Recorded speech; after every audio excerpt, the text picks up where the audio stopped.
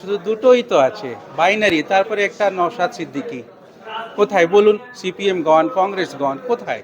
দুটোই তো আছে মোটামুটি। ভাঙড় এমন একটা জায়গা, ভাঙড়ের রাজনীতি সম্পূর্ণ আলাদা, ডিফারেন্স রাজনীতি করে ভাঙড়ের মানুষ। ভাঙড়ের মানুষ কোনোদিন কোনো রাজনৈতিক দলের ঠেকা নিয়ে বসে থাকে না। ভাঙড়ের মানুষের সামনে যারা কথা দিয়ে আসে যে আমি তোমার জন্য এটা এটা করব, আর ওই রাজনৈতিক দল, ওই রাজনৈতিক নেতৃত্ব যদি ভাঙড়ের মানুষের সঙ্গে প্রতারণা করে, ভাঙড়ের মানুষকে যদি ধোঁকা দেয়, ভাঙড়ের মানুষ তাকে ছেড়ে দিতে বিন্দু পরিমাণের দ্বিধাবোধ করে না। আপনি বিগত দিনে দেখবেন, যখন কংগ্রেসের রাজত্ব ছিল, আপনি সেই অন্য কংগ্রেসের নেতাদের দেখবেন। বামফ্রন্টের জমানায় আপনি দেখবেন রাজ্জাক মোল্লা। তারপরে যখন তৃণমূলের জমানা আছে, ভাঙড়ের বেতাজ বাদশার নাম আপনারা শুনেছেন। তারপরে পরপর চলে আসছে। তো ভাঙড়ে আমরা যে সময় পরিস্থিতিতে দাঁড়িয়ে আছি, আমাদের চিন্তাধারা ভাঙড়কে ডেভেলপমেন্ট করা।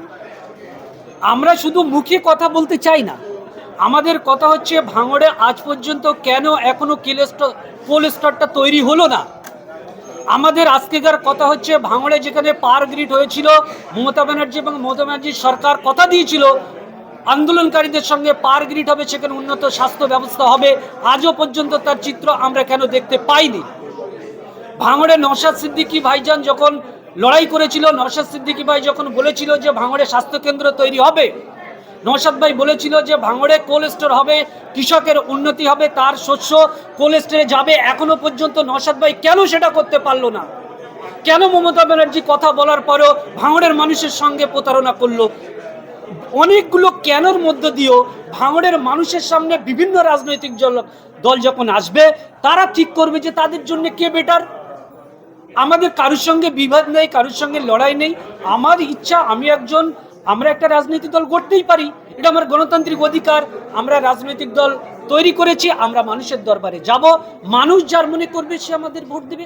মানুষ যদি মনে করে যে না, এদের ভোট দেওয়া যাবে না, আমাদেরকে দেবে না, আমরা হেরে যাব, পরাস্ত হবো, আবার আমরা লড়াই করবো, আবার সংগ্রামের ময়দানে ঝাঁপিয়ে পড়বো। 30শে নভেম্বর আপনারা রাজনৈতিক দলের প্রতিষ্ঠা করলেন, আত্মপ্রকাশ ঘটালেন। এরপরে কি প্রত্যেকটা পশ্চিমবাংলার প্রত্যেকটা জেলায় জেলায় আপনারা ঝাঁপিয়ে পড়বেন আপনাদের দলের সিম্বল বা দলের চিন্তা ভাবনা নিয়ে? দেখুন, আমরা যখন একটা রাজনৈতিক দল তৈরি করেছি, মুষ্টিমেয় দু চারজন মিলে তো নয়। আর রাজনৈতিক দল করার উদ্দেশ্য হচ্ছে নির্বাচনে অংশগ্রহণ করা। সেটা পঞ্চায়েত নির্বাচন হতে পারে, সেটা বিধানসভা নির্বাচন হতে পারে, এবং সেটা লোকসভা নির্বাচন হতে পারে। যেহেতু আমাদের সামনে পশ্চিমবাংলার বিধানসভা নির্বাচন আছে, আমরা এই পশ্চিমবাংলার বিধানসভা নির্বাচনে আমরা অংশগ্রহণ করব। আমাদের পার্টির বিভিন্ন প্রার্থী সেই নির্বাচনে অংশগ্রহণ করবে, এবং আমরা শুধুমাত্র কোনো একটা নির্দিষ্ট জায়গাতে নয়, পশ্চিমবাংলার সমস্ত এলাকার মানুষের শিক্ষার প্রয়োজন, পশ্চিমবাংলার সমস্ত এলাকার মানুষের স্বাস্থ্যর প্রয়োজন, পশ্চিমবাংলার সমস্ত এলাকার মানুষের কর্মের প্রয়োজন। আমরা এই এজেন্ডা, আমাদের এই কর্মসূচি নিয়ে আমরা মানুষের কাছে যাব, এবং প্রত্যেকটা রাজ্যে আমাদের কম বেশি প্রার্থী থাকবে। আপনারা বলছেন যে 50টি মতো জায়গায় আপনারা প্রার্থী দেবেন, সেই জায়গায় কি ভাঙড়ের প্রার্থী আপনারা দেবেন? দেখুন, আমরা যে 50 অথবা তার প্লাস আমরা যে প্রার্থী দেব, সেটা আমরা এখনো পর্যন্ত সুনির্দিষ্টভাবে, আজকে আমাদের পার্টির সবে জন্ম হয়েছে, আমরা সবে ভূমিষ্ঠ হয়েছি, তো আমরা চাই না, বা আমাদের এই মুহূর্তে নির্দিষ্ট করে স্পেসিফিক বলতে পারবো না, বা বলা আমাদের উচিত হবে না, বলা সম্ভব হলেও এই প্রশ্নটা আমরা আজকে ক্লিয়ার করতে পারবো না যে আমি ভাঙড়ে ক্যান্ডিডেট দেবো কি দেবো না। সেটা পরে আপনাদের সঙ্গে আলোচনা হবে এবং আমরা ডিক্লেয়ার করে দেবো। শিক্ষা সমৃদ্ধি পার্টি আত্মপ্রকাশ করেছেন আজকে, আপনার পার্টির মূল ভূমিকা চেয়ারম্যান কারা কারা রয়েছে, যদি আমাদের দর্শকদের জন্য একটু তাদের নাম পরিচয় করেন। দেখুন, আমাদের এই যে রাজনৈতিক দল শিক্ষা সমৃদ্ধি পার্টি যেটা তৈরি হয়েছে, সেই পার্টির আমাদের প্রেসিডেন্ট অ্যাডভোকেট অভিমন্যু সান্যাল, আমি শাহ আলম,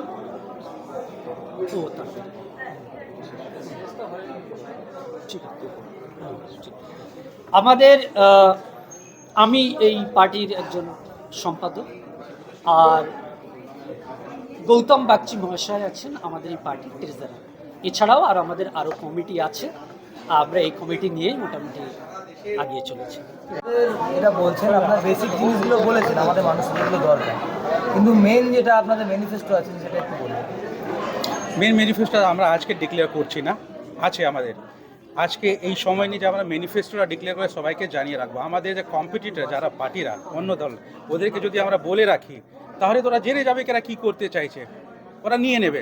কিন্তু আবার ম্যানিফেস্টোর আপনারা জানতে চাইছেন, এক সেন্টেন্সে বলে দিচ্ছি, এক বাক্য, পশ্চিমবঙ্গকে বৃদ্ধাশ্রম হতে দেব না, এইটাই আমাদের মেইন ম্যানিফেস্টো।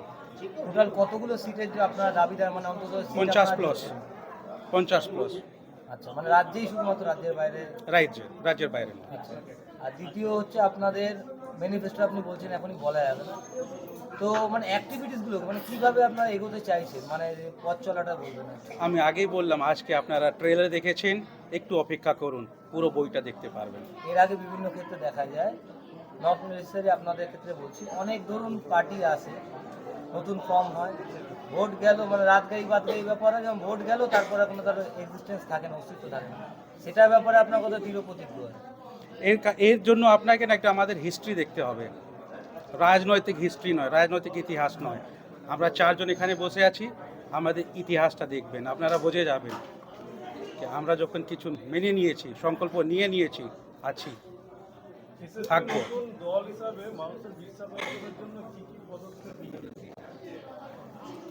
আমরা কর্মসূচি করব কিছু, যেগুলো শাহ আলমদা আমাদেরকে জানাবে। আমরা ডোর টু ডোর একটা কর্মসূচি করব, মানুষকে আরও বৃহত্তর ভাবে আমাদেরকে জানাতে হবে আমাদের কি কি পরিকল্পনা আছে। আপনি জিজ্ঞেস করছিলেন ম্যানিফেস্টো, যদি ম্যানিফেস্টোটাকে 3টে শব্দে বলা যায়, আবারও বলবো, শিক্ষিত বাংলা, সুস্থ বাংলা, সুরক্ষিত বাংলা, এটাই ম্যানিফেস্টো। আপনি যে একটা বিশাল ডকুমেন্ট দেখবেন, সেটা এই 3টে পয়েন্টের উপরেই আধারিত থাকবে এবং এর উপরেই সমস্ত আমাদের কর্মসূচি আগামী দিনে আমরা জানাবো। আপনারা কি এককভাবে লড়াই করবেন না কোনো বড় বা ছোট দলের সঙ্গে? আমরা স্বাধীনচেতা মানুষ, আমরা কারুর সঙ্গে ডিসকাশন করে এই ডিসিশনে আসিনি, যেটা দাদা বলছিলেন। আমরা নিজেরাই এটাকে তৈরি করেছি, এর সম্পূর্ণ কর্মকাণ্ডের দায়িত্ব আমাদের নিজেদের, এবং আমরা আমাদের সেই স্বাধীনচেতা মনোভাব, সেই মেজাজ, সেটাকে আমরা বজায় রাখবো। জেলা কি আপনারা টার্গেট করেছেন? সমগ্র রাজ্য, পশ্চিমবঙ্গের সমস্ত জেলা আমাদের জন্য ইম্পর্টেন্ট, সমস্ত রাজ্যটা আমাদের ইম্পর্টেন্ট। বর্তমানে পশ্চিমবঙ্গের রাজনীতিতে ধর্ম মেরুকরণ ঢুকে পড়েছে, আপনারা কোন দিকে যাবেন? মানব ধর্ম। কারেন্ট একটা এই বড়- পশ্চিমবঙ্গে স্বামী বিবেকানন্দের মতো মনীষী জন্মেছেন, অরবিন্দ ঘোষ জন্মেছেন, রামকৃষ্ণ পরমহংস দেব জন্মেছেন, কারেন্ট শ্রী চৈতন্য রাজ্য তথা জন্মেছেন, দেশ ধর্মের জুড়ে কোনো একটা বড় কথাই নেই। টপিক SIR, এটা নিয়ে আপনাদের মতামত কি?